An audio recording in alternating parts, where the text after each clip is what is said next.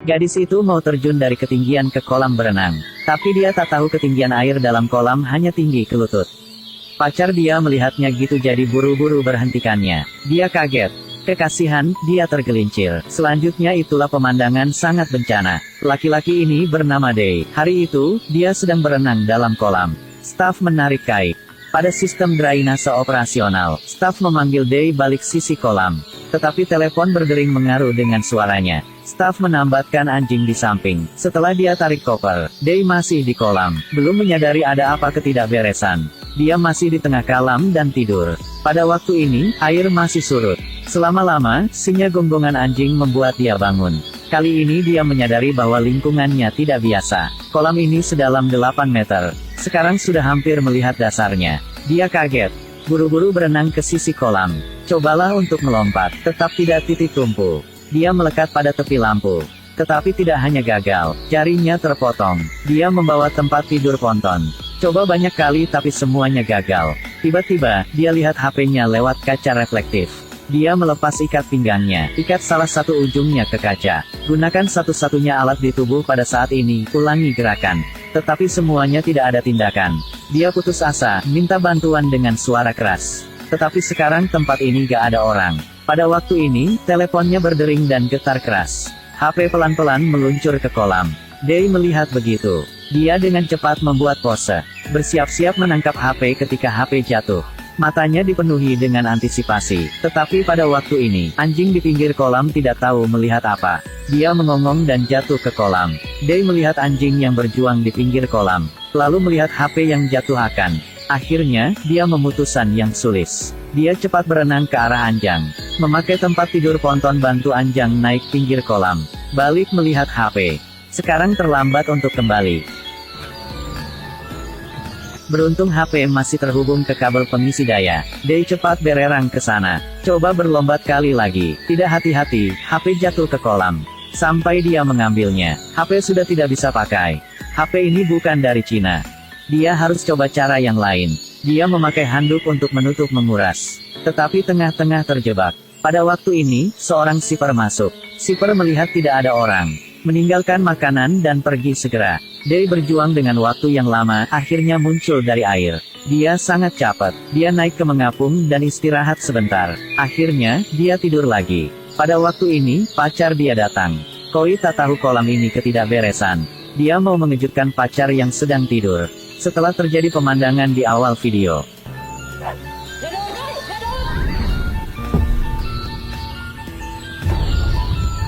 Koi jatuh pingsan. Day membawa dia ke tempat tidur ponton. Hujan mulai dengan ringan. Day peluk pacarnya. Sekarang kecuali menunggu penyelamatan, dia tidak ada cara yang lain. Tidak selama-lama kemudian gelap. Anjing mengongong lagi. Day melihat itu setelah takut banget. Tidak curiga itulah buaya. Day isyarat anjing diam. Tetapi detik terus. Buaya sudah jatuh ke kolam. Buaya jatuh ke kolam. Day dalam krisis ekstrim. Dia menyelam ke air untuk menemukan posisi yang ada buaya. Beruntung, buaya ini sudah kenyang. Jadi tidak rencana menyerang dengan dua orang. Akhirnya, fajar menyingsing. Pada waktu ini, air dalam kolam sudah mengering. Day melihat luka Koi masih keluar darah yang tanpa berhenti. Dia mau pacarnya berhenti darah keluar. Ketapak keliling ada bisa memakai. Dia melihat buaya di jarak tidak jauh. Di mulutnya bergulungan lakban. Dia pelan-pelan mendekati. Setelah perjuangan ideologis yang sengit, dia memutuskan mengambil gulungan lakban dalam mulut buaya. Dia pelan-pelan angkat tangan. Tiba-tiba anjing mengonggong. Membuat dia sangat takut. Dia isyarat anjing diam, terus kata sendiri. Pasti mendapat lakban itu. Dia menahan napas.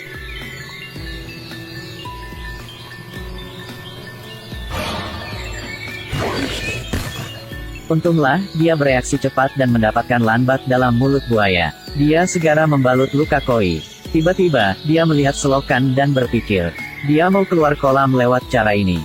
Dia buka saluran pembuangan, tetapi sekrupnya sangat kencang jadi dia tak berputar. Dia meminjam kalung Koi untuk berputar sekrup. Setelah coba berkali-kali, akhirnya berhasil. Day melihat pacar sedang pingsan. Berkata padanya dia akan turun dulu untuk menemukan jalan. Day baru balik, buaya sudah ke saluran pembuangan dulu. Koi berluka serius. Kalau Koi masih begini, status akan berbahaya. Sekarang, saluran pembuangan itulah satu-satunya jalan keluar. Dei harus mengambil risiko. Dei hati-hati melompat ke saluran pembuangan kolam.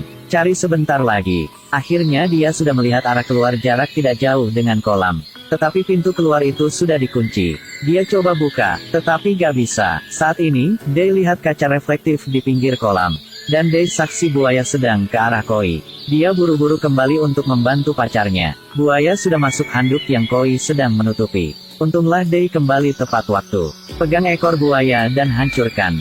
Satu malam lagi sudah datang.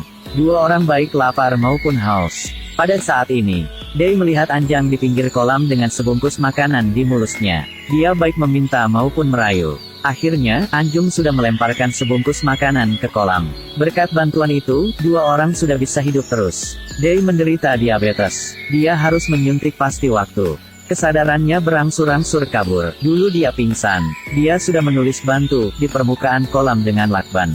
Sampai dia bangun, dia ketemu pacarnya menggoyangkan tubuhnya. Malam ini, hujan keras. Dua orang sudah bersembunyi di bawah tempat tidur ponton. Mereka harus menoleransi setiap hujan di wajah. Mereka melewati satu malam lagi, pada hari keempat. Dei melihat di samping ada telur buaya. Dia berpura-pura pingsan. Dei nunggu budaya pergi ke samping. Dan jatuh pada perangkap yang dia membuat. Dei cepat-cepat menutup saluran pembuangan. Ambil sofa di atas. Sekarang, telur buaya menjadi milik mereka. Dei pakai cara yang lama untuk menciptakan api. Mereka masak telur dan makan sampai kenyang. Setelah beres makan, kebugaran pemulihan. Dua orang kerja sama untuk keluar kolam. Tetapi tempok kolam terlalu tinggi jadi mereka masih gagal. Sekarang mereka punya satu cara, itulah membuat buaya kembali kolam. Setelah itu, mereka ke saluran pembuangan untuk cari jalan keluar. Dua orang gerak sofa. Mereka membantu buaya kembali. Koi cepat-cepat turun selokan. Dia menyadari di tangannya tidak ada cincin. Cincin itulah hadiah lamaran yang diberikan oleh Dei. Itu sangat penting. Dei bilang Koi pergi dulu. Dia tinggal untuk cari cincin, lalu akan pergi nanti. Pada saat ini, buaya melihat kulit telur bertebaran di mana-mana. Dia sangat marah setelah ke arah Dei. Dei mau ke saluran pembuangan untuk mencari Koi.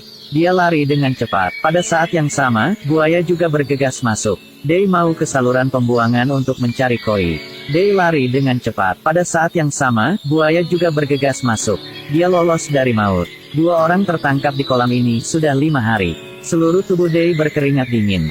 Diabetesnya kampuh lagi. Dia harus mengambil jarum suntik di pinggir kolam dengan cepat. Dia memakai alat satu-satunya di tangan. Gerak jarum suntik mendekati. Kasihan. Satu hari lagi yang lewat. Dei melihat berorang di langit. Dia bilang Koi nunggu di bawah. Sedangkan dia panggil bantu. Ketika dia sampai, dia menyadari itulah perangkat terbang. Saat ini, angin kencang muncul. Sepotong kawat besi ditiup ke kolam.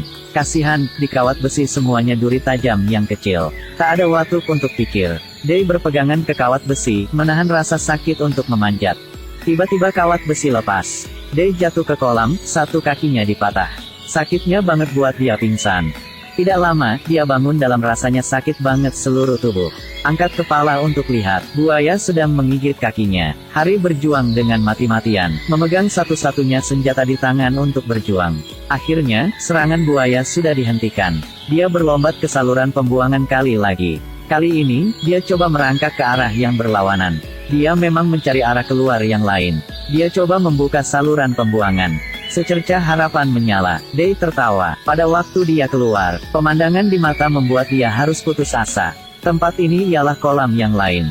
Mirip kolam dia yang tertangkap. Dia benar-benar hancur. Kali lagi dia masuk saluran pembuangan. Tiba-tiba, dia mendengar suara orang berbicara. Tidak salah, di atas ada orang. Mereka kesini untuk mengambil perangkat terbang.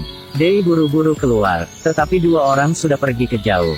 Buaya sudah lapar banget karena dia tertangkap banyak hari. Si buaya mulai menyerang Dei. Dei hanya menggunakan kuat terakhir. Berjuang hampir mati dengan buaya. Sementara itu, Koi masih diserokan. Dia hampir tenggelam. Sedangkan Dei tidak ada senjata jadi bukan pelawan dengan buaya. Dia digigit buaya sangat buruk. Berbaring jadi tak bangun lagi. Pada waktu buaya mau gigit kepala Koi. Pada waktu buaya mau gigit kepala Koi Hinoha Chai Ming Londin Ken Duan. Anjing di pinggir kolam mendengar seruling. Karena dia mau melindungi tuannya. Jadi ia terjun ke kolam. dan digantung di tengah dengan rantai. Sementara itu, Koi tenggelam di bawah selokan. Dei marah, melihat berada batang besi di tanah. Dia mengambilnya, gunakan kekuatannya menusuk buaya di mulut. Akhiri hidupnya. Koi mengambil 2 kaki anjing, naik ke tali. Setelah itu, dia buka selokan dan bantuan Koi. Untunglah, dia sudah menyelamatkan hidup Koi tepat waktu. 2 orang tertangkap 7 hari 7 malam. Pakaian semua cara untuk hidup. Dari harapan sampai keputusasaan. Tetapi pemeran utama Dei, dari awal sampai akhir, dia selalu berada memegang satu ide. Itulah kehidupanan, hidup berharapan. Laki-laki ini membuat kita harus mengagumi. Kagumi Karen rohani yang gigih. Meskipun putus asa tetapi jangan menyerah.